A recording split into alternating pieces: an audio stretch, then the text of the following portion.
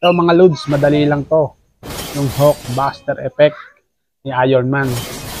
Ikaw, kung di mo pa alam, tara sa CapCut, gawin natin. Let's go! Siyempre po, gawa po tayo ng video katulad ng ginagawa ko dyan. Kayo na po bahala kung anong acting ang gusto nyo. Tapos po, maglalakad po ako dyan. Tapos, kunwaring may uupuan kahit wala namang upuan dyan. Siyempre po, kailangan din natin ng clear na video o walang tao. Mag-umpisa na po tayo. Focus po tayo sa kunwaring pag-upo ko dyan. Dapat lang po natin yung playhead o yung puting guhit. Tapos po, saka natin piliin yung split. Tapos po, abante po tayo. Punta po tayo sa dulo, yung wala na pong tao o yung clear na video. Tapos po, focus po tayo sa baba. Piliin po natin yung freeze. Kapag may naka-freeze na po tayo, focus po tayo sa gitna dahil buburahin po natin yan. Hindi na po natin kailangan yan. Piliin lang po natin sa baba yung delete. Kapag goods na po tayo dyan, maglalagay naman po tayo ng robot na dyan. Piliin lang po natin yung overlay sa baba. Tapos po, add overlay. Mapupunta po tayo dyan sa ating gallery. Dapat po may nakaabang na po kayong robot dyan o effect. I-add na po natin. Ngayon may robot na po tayo. Medyo isub lang po natin. Kapag goods na, focus po tayo sa baba.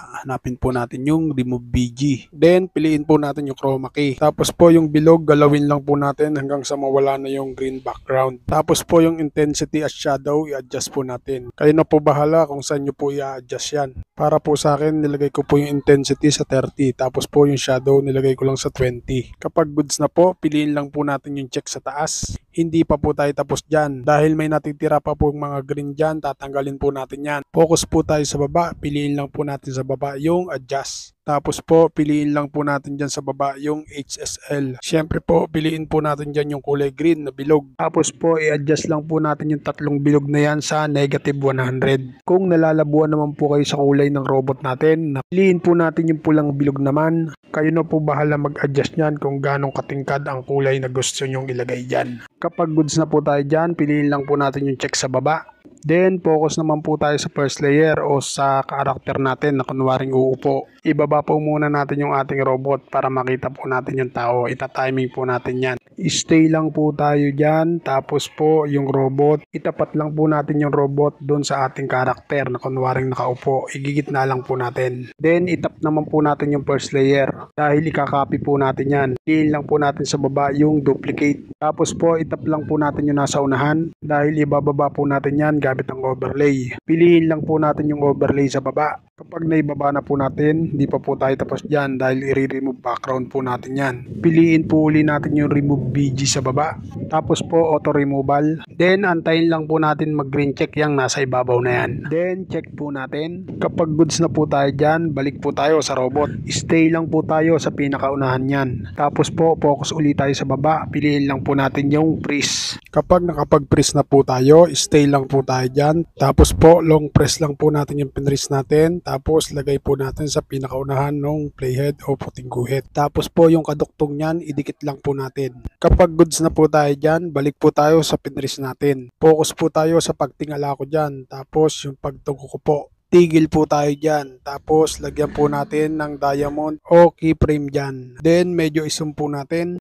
Tapos po, atras po tayo konti. Maglagay po ulit tayo ng diamond dyan. Kapag may diamond na po tayo dyan, saka po natin itaas yung ating robot hanggang sa hindi makita. Tapos po, stay lang po tayo dyan. Saka po natin piliin yung split. Then yung sobra po, burahin po natin. Hindi natin kailangan. Kapag goods na po tayo dyan, abante po tayo. Focus naman po tayo sa third layer o yung dinuplicate po natin. Stay lang po tayo dyan sa pinakadulo niya. Yung kunwaring nakaupo na po siya sa robot natin. Focus po ulit tayo sa baba dahil ipiprease po natin yan. Piliin po natin sa baba yung freeze. Kapag may freeze na po tayo, stay lang po ulit tayo dyan sa pinrease natin. Stay lang tayo dyan sa unahan yan. Dahil maglalagay din po tayo ng diamond dyan o keyframe. Kapag may diamond na po, stay lang po tayo dyan. Tapos focus po tayo sa baba. Hanapin po natin sa baba yung mask. Then piliin po natin yung mirror. Tapos po i-adjust lang po natin basta sakto po doon sa ating karakter. Tapos po abante po tayo konti. Kapag nagputi na po yung diamond, saka po natin galawin yung tao o yung ating karakter. Medyo paliitin po natin para kunwaring papasok na sa ating robot. Then abante po ulit tayo konti. Kapag nagputi na po yung diamond, tigil po tayo dyan.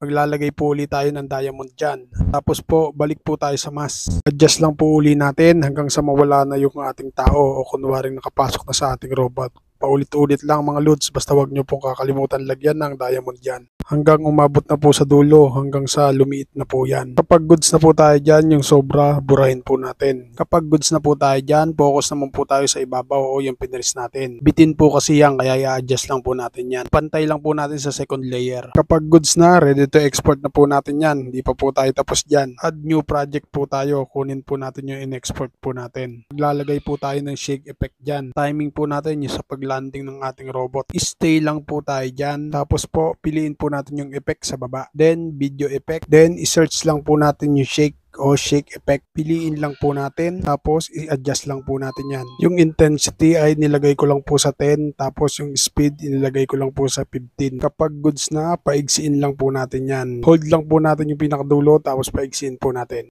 Then, i-check po natin. Kapag goods na po tayo dyan, stay lang po tayo dyan dahil ikakopy po natin yan. Piliin lang po natin yung duplicate sa baba. Kapag may duplicate na po, hold natin, i-drag po natin sa may likod o sa dulo. Lagyan din po natin shake effect yung pag-take off ng ating robot. I-timing lang po natin sa paglipad ng ating robot. Tatapat lang po natin dyan. Finally, i-play po natin kung all goods na.